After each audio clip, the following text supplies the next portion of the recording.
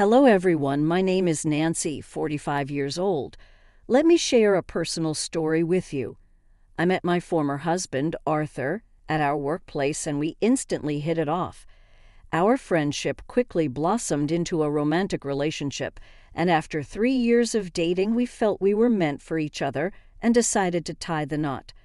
I've always been someone who didn't prioritize having children, whereas Arthur had always envisioned a future with kids. During our dating period, we had numerous conversations about this, but I believed that over time Arthur would see the joy in our partnership alone, even without children. For the first 3 years of our marriage, the topic didn't come up as we were immersed in enjoying our life together. Those years were wonderful, and I thought Arthur felt fulfilled as well. However, to my surprise, right after our second anniversary, Arthur brought up the idea of starting a family again. Initially, I was hesitant and expressed my discomfort. Arthur would drop the subject for a while, but eventually he revisited it. After much discussion, I agreed to have one child, making it clear that should we want more children, we would consider surrogacy or adoption.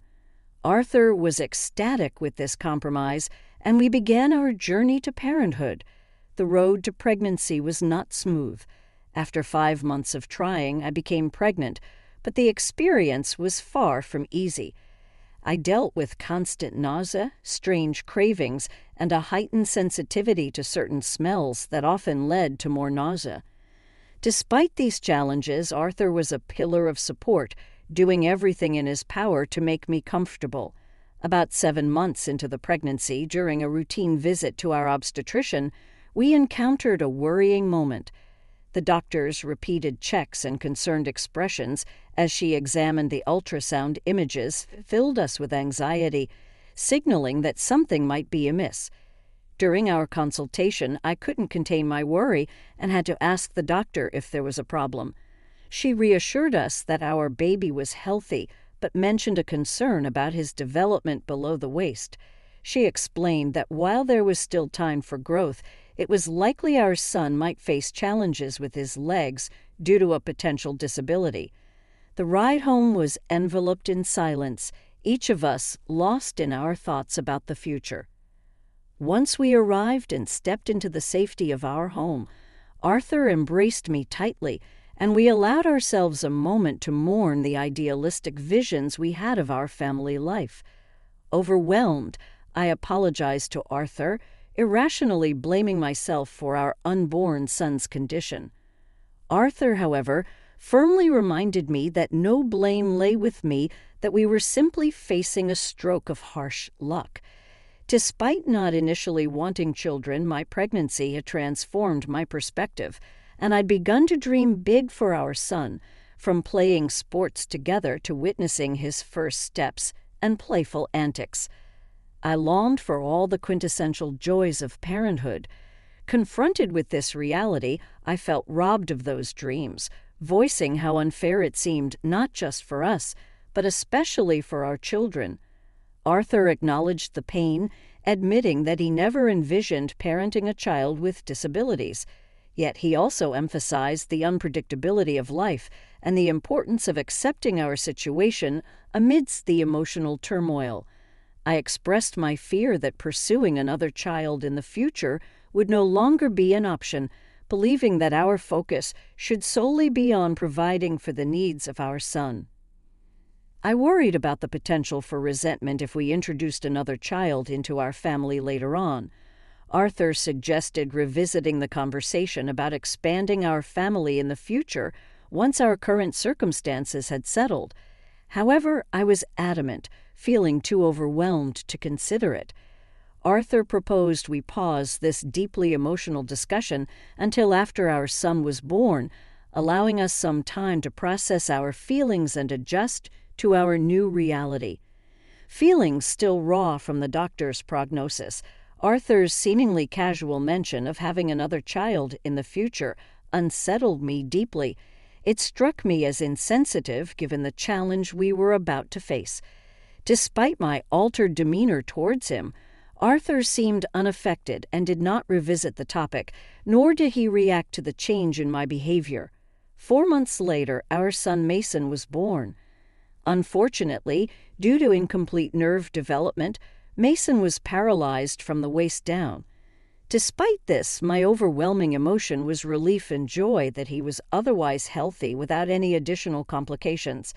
Adjusting to life with Mason demanded much from Arthur and me. Our routine was filled with sleepless nights, work, and continuous care for Mason, including frequent doctor's appointments to monitor his health and development. The doctor suggested we could consider treatments, such as medication or surgery, to potentially give Mason some sensation in his legs when he was a bit older. We kept an open mind to these options for his future. Mason grew into an exceptionally bright child. By nearly 3, he started talking, and by 5, he was already exploring beginner-level books. His intellectual achievement filled me with pride, especially knowing the additional challenges he faced. However, Mason did encounter discrimination, and despite his capabilities, there were suggestions from his school about placing him in special education. We staunchly opposed this as Mason was fully able to participate in regular classes without issue. When Mason turned 6, we broached the subject of exploring medical options for his legs to gauge his interest in potentially increasing his mobility in the future. Mason expressed a profound love for his wheelchair and no desire to change his situation. His contentment with himself was heartwarming, though I was aware his feelings could evolve. I was prepared to support whatever decision Mason might make in the future whenever he was ready to reconsider. Arthur, however, showed impatience with waiting for Mason's readiness to explore medical options. He acknowledged being pleased with Mason's acceptance of his condition, but expressed a desire to pursue all possible avenues to improve Mason's mobility sooner rather than later. This difference in perspective revealed the complex emotions and decisions we faced as parents navigating our son's journey with his disability. Arthur argued that we shouldn't simply accept Mason's condition when there were potential ways to improve his situation. He believed in exploring every possibility to enhance Mason's life. I countered, emphasizing that Mason, despite his challenges, was already living his best life. He might not walk, but his intellect and talents shone brightly. My stance was about respecting Mason's autonomy, letting him guide us on if or when he wanted to pursue any treatments. Arthur raised the concern that waiting might mean missing a critical window for treatment during Mason's developmental years.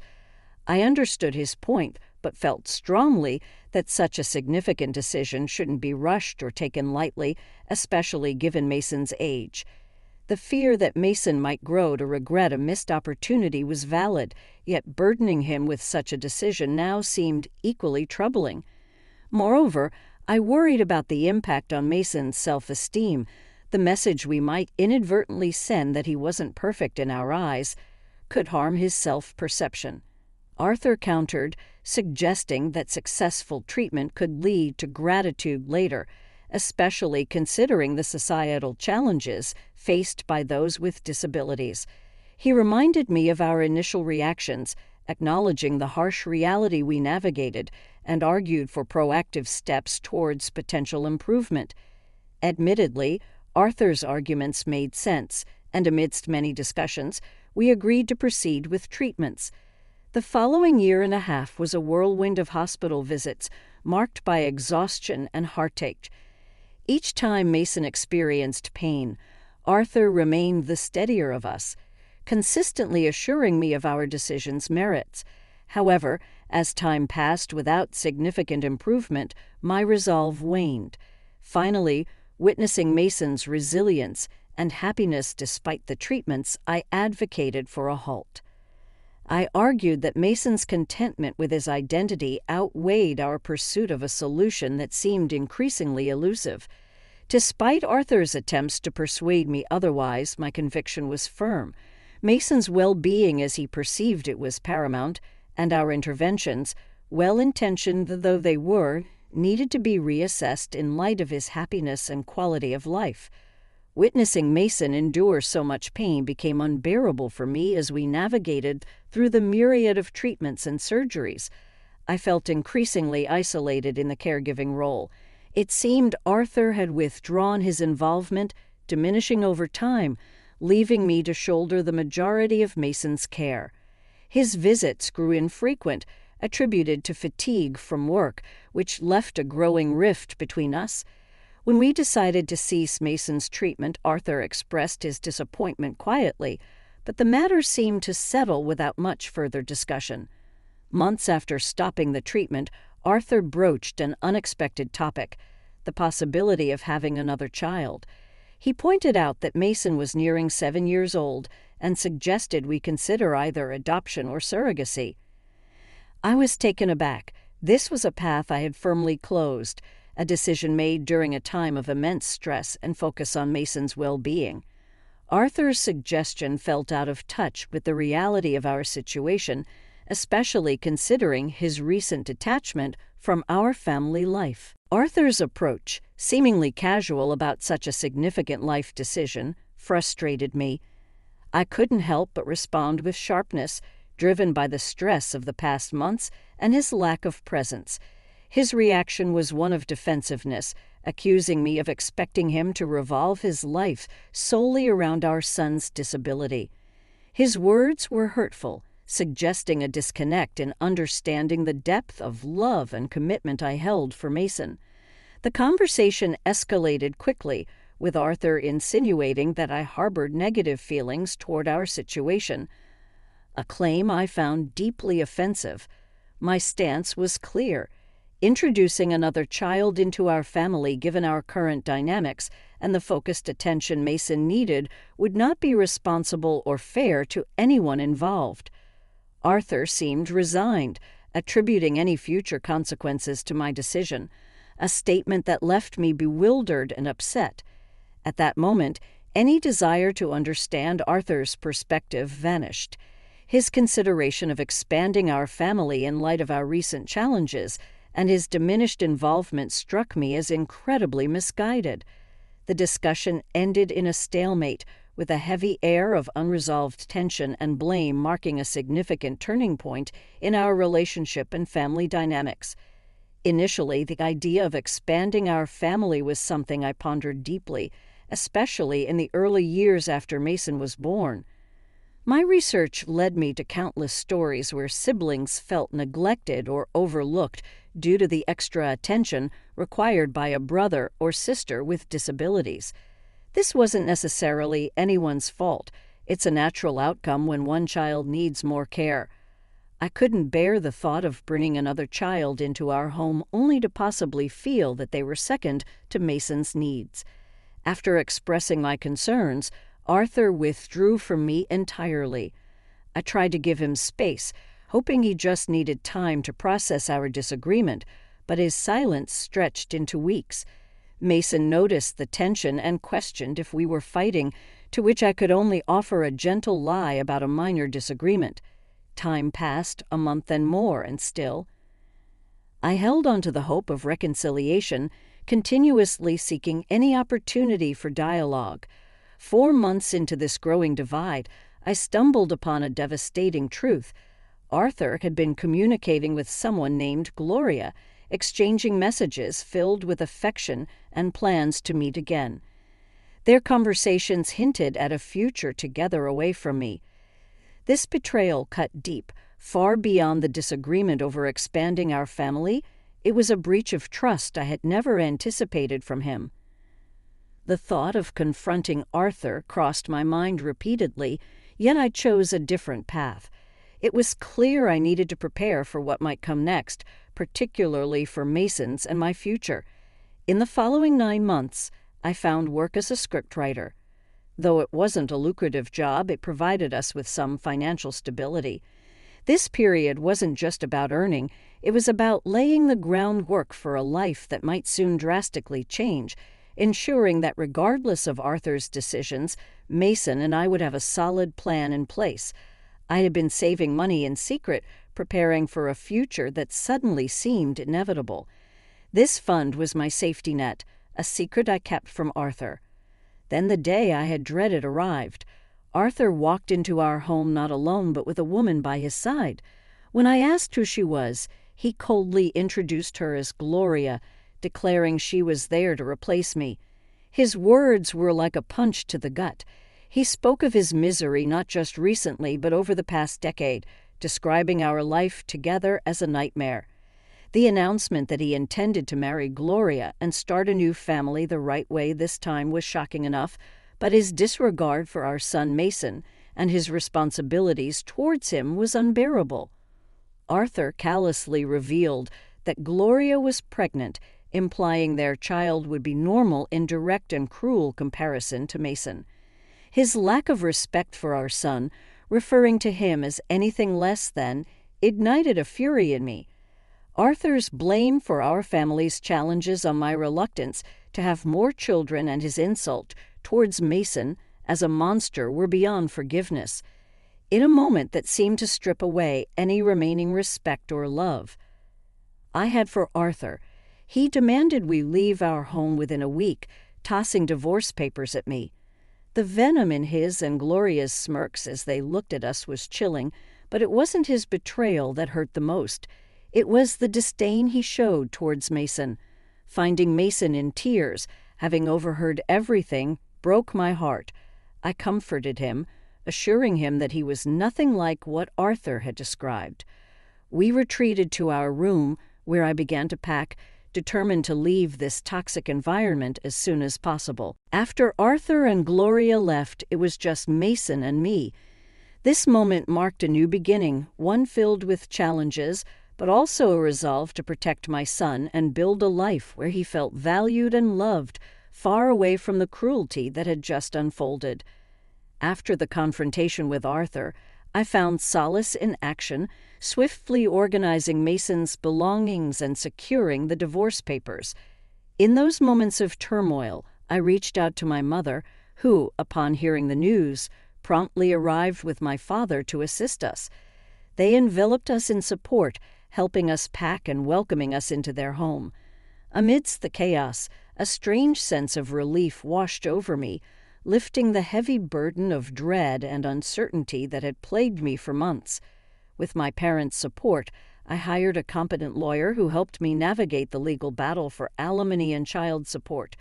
The verdict favored us, awarding substantial support for both Mason and me, much to Arthur's displeasure. His reaction mattered little to me by then. My focus was on rebuilding our lives. The following years brought a mix of healing and new challenges. While I immersed myself in work and caregiving, Mason discovered a powerful outlet for his emotions and ambitions in Paralympic sports. By the age of 15, he had developed a keen interest in wheelchair racing, practicing with determination. His curiosity about taking his training to a national level surprised me, revealing the depth of his passion. Mason's aspirations transcended the financial implications of professional training and equipment. My immediate response was encouragement, promising to provide whatever. His commitment sparked the beginning of Mason's journey toward becoming a national athlete. His dedication was palpable. Each day he returned home exhausted, yet radiating joy and determination. Witnessing his commitment and seeing him thrive on the track filled me with indescribable pride. As the national tournament approached, Mason's qualifications were impressive, easily securing his place in the competition. Our family celebrated his achievements and the upcoming event with a gathering that was as much a send-off party as it was an expression of our collective hopes and dreams for him. The anticipation was palpable, making it nearly impossible for any of us to find sleep that night. On the day of the tournament, the stadium came alive with the vibrant energy of competitors and supporters.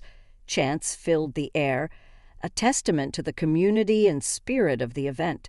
It was a day marked not just by athletic prowess, but by the strength of the human spirit and the enduring support of family, illustrating the transformative power of love, resilience, and ambition. At the national tournament, my excitement for Mason knew no bounds as he prepared to race. He caught my eye and shared a moment of affection with a kiss blown in my direction. Then he took off, leaving his competitors in the dust, and my heart soared with pride at his incredible performance. The victory was sweet, but what came next was even more memorable. During the awards ceremony, Mason was invited to speak. He expressed his gratitude towards me and his grandparents for our unwavering support, but then he took a moment to mention his father, Arthur Lambert, crediting the absence and neglect from Arthur as an unlikely source of his drive in athletics. This bold acknowledgement in front of the crowd, and later echoed in newspaper headlines, stirred a reaction from Arthur, who reached out after years of silence. Arthur's call, prompted by the news of Mason's success, was filled with claims of pride and a desire to reconnect, yet his words fell on deaf ears. The time for reconciliation had passed, and Mason's accomplishments were his own, achieved despite Arthur's earlier abandonment. Arthur's plea to speak to Mason was met with a firm refusal, a decision supported by Mason himself, who had no interest in reopening old wounds. Mason's journey didn't stop at that one race. He continued to excel, participating in numerous competitions and consistently securing victories. His story, marked by resilience and a refusal to be defined by his disability, resonated widely, offering inspiration and serving as a testament to his strength of character. This experience, shared in the public eye, carried a powerful message. Kindness and support can propel individuals to achieve greatness, regardless of the challenges they face. Mason's success story is not just about athletic prowess. It's a narrative of overcoming adversity, the importance of family support, and the strength found in forgiveness